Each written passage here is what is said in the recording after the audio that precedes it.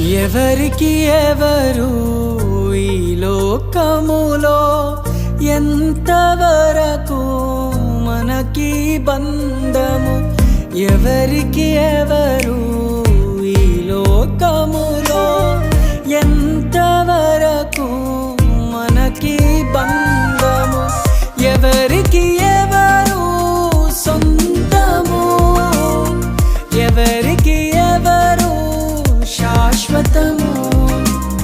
ఎవరికి ఎవరు సొంతము?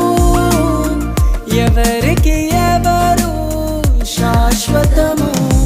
మన జీవితం ఒక యాత్ర, మన గమ్యమే ఆ యేసు.